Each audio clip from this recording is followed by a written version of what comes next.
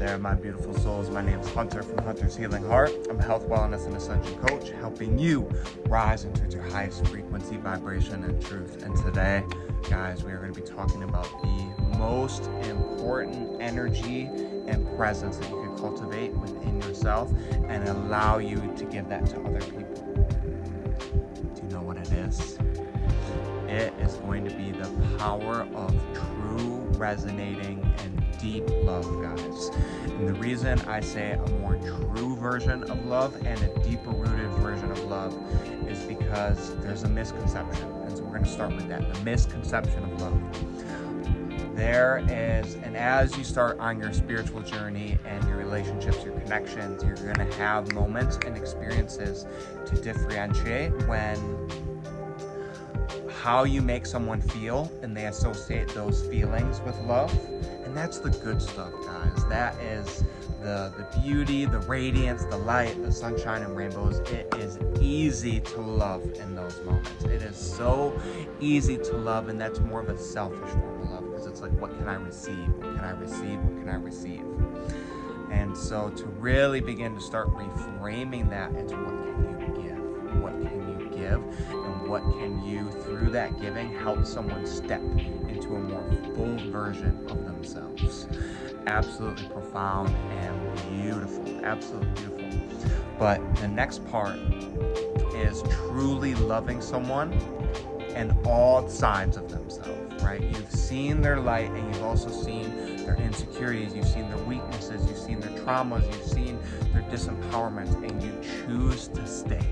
You choose to work through it. That is a deeper form of love, guys. And love is all-encompassing. It's full spectrum, but it's really amplified when there's every reason not to be a loving person in this moment.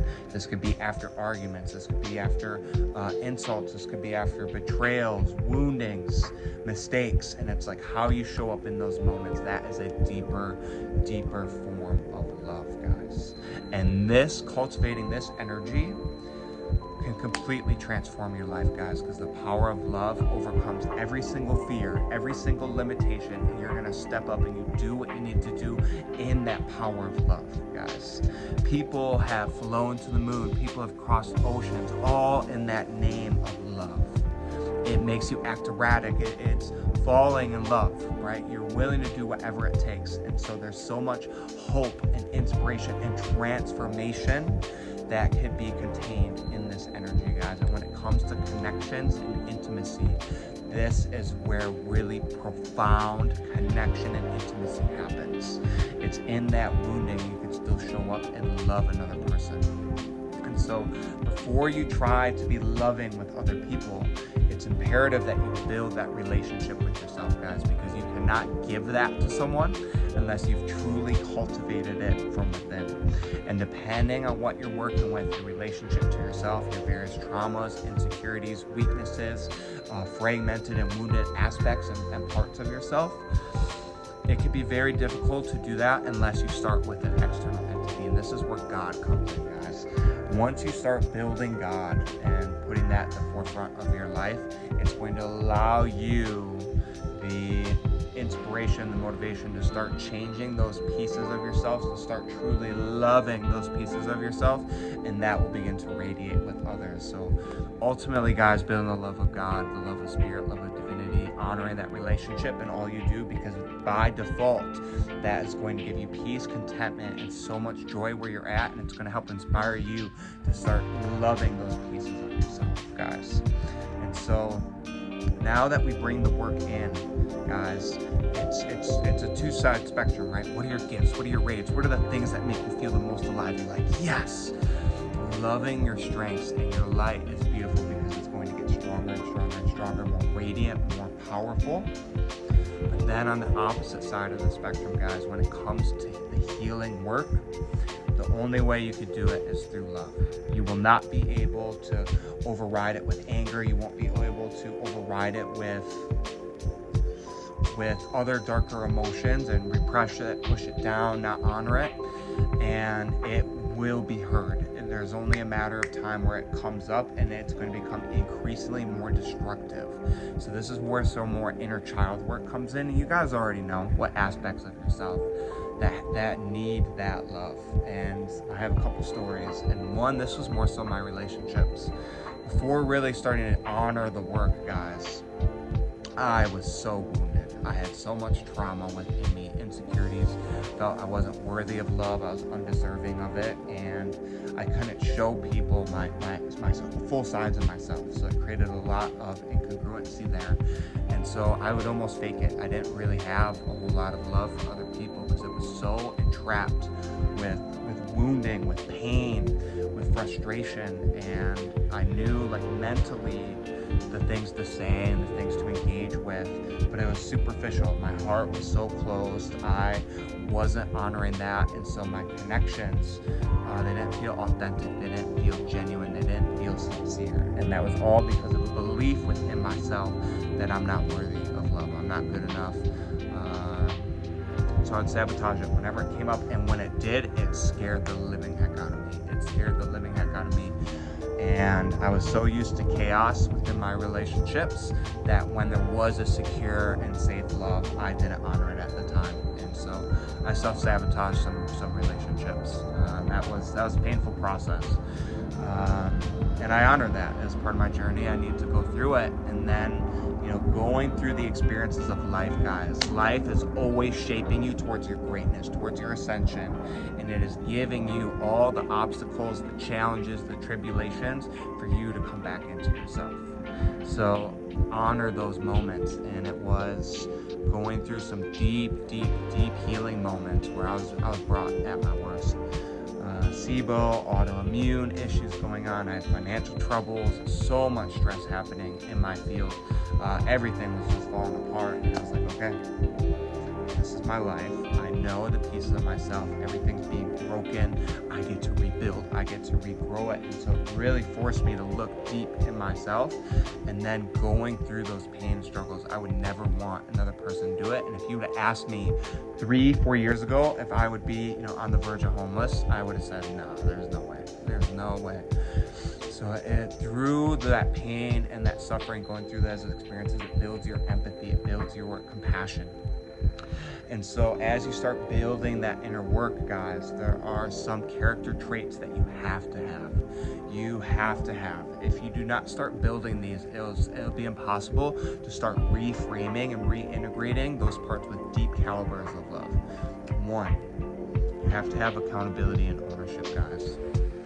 You will not be able to get far in life if you keep passing the blame onto external forces and blaming everything else except taking accountability for how you're showing up.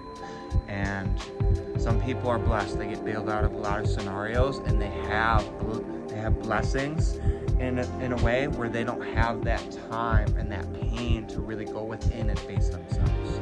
And so you have to take full ownership, guys. And even when your life is going great, honor it, love it, be grateful, but also be detailed. Okay, how can I show what better? What areas still need improvement? How am I not stepping into my fullness? So that accountability and ownership, guys, is pivotal. You will not get anywhere without that. 2, you have to have forgiveness within yourself. You have to forgive the mistakes. You have to forgive areas you were out of alignment. You have to forget how that manifested with your actions and some of the damage that you've done karmically within the world. You have to forgive yourself. You didn't know better at the time. You were operating with what you knew to be best to keep yourself safe. And part of that process, guys, is the forgiveness. You have to, once you've cultivated it within and you've truly forgave yourself, guys, you release the shame, you release the guilt, and allow you to start creating. And these two are kind of tied with the forgiveness and the accountability, but you have to own your karma, guys. You have to own your karma, and when you've hurt people, when you've damaged them, when you left them worse than where they are, you have to make amends, and you have to reach out, and you have to establish that connection and ask for forgiveness. And Own some of your behaviors, guys. It takes tremendous courage to do that. And just know that not everyone has the capacity to forgive. Not everyone's going to do it, but you're doing it more so for yourself to clear some of that karma so you can move forward in integrity and in love and in light. So another aspect that is absolutely vital is empathy.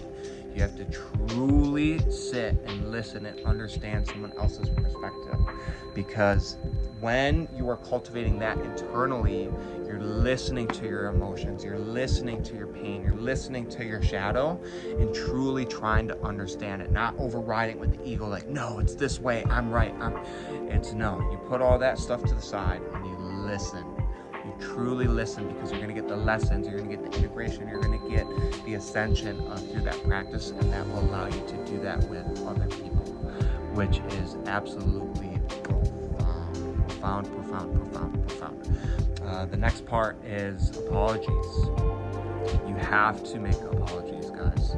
And this is tied in with forgiveness. If you cannot apologize, there is a blockage within you that is afraid of seeming like a failure, a weakness, and you have to put that aside, guys, because all relationships, including with yourself, you're going to have beautiful moments of connection, divinity, radiance, and you're going to mess up. You're going to make mistakes, and that is normal. And some of the most strongest relationships, or the potential for the strongest, you guys are going to trigger each other. You're going to activate each other. You're going to activate, and it's through working through those conflicts and creating safety and compassion and harmony, but still owning your truth is absolutely vital, guys. Absolutely vital. And one more part, guys, is you have to put the ego aside. You have to put the ego aside and do what is going to be the best for yourself and the best for your relationship. So doing that internally, guys, I didn't start learning this. I was so afraid to ask for the help. I thought I was a failure. I was a disgrace as a man. And it came to a point where it's like, my mission, my legacy, what I'm here to do to help people grow and evolve and ascend.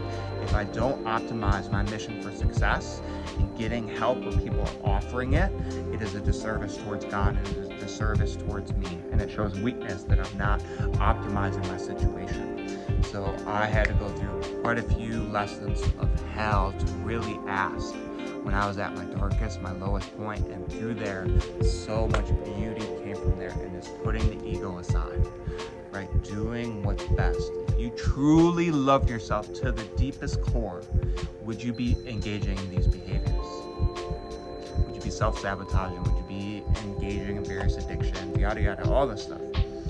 But once you start building these traits internally, guys, doing the work internally, loving yourself fully and deeply, and not just like how you think, not just in listening and honoring your emotions, guys, but the actions. The actions really solidify it. It's easy to say you're a loving person, but can you actually do the actions that are difficult? It is hard, guys. It's not easy. It is incredibly challenging, but that is how it grows and how it evolves. And the more that you do that internally, guys, it's going to allow you to give that to other people. And the lessons, the compassion, the empathy, the apologies, and the accountability, the ownership, you are emulating that for other people. And it is an immense gift, because not everyone has been shown that. So guys, if you want to focus on anything in your entire life, focus on building the most loving vessel that you can in every single aspect. Integrate your wounded parts. Love the fullness of yourself. And then by loving yourself fully, guys, you have to step up. You have to become your best, most brightest, authentic self, because that is where the work comes in. And it is absolutely a beautiful process.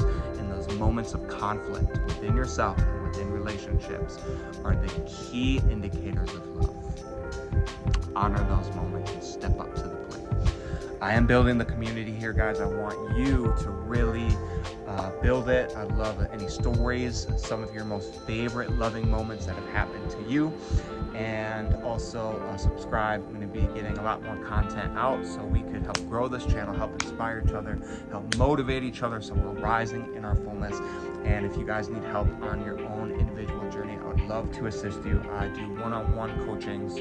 We'll sit down, we'll talk, we'll figure things out and determine your goals and work on the disempowerment, release those, help give you the rituals and the practices to step into your fullness, re-change it to a deep form of love, and honor the ripples that become of that.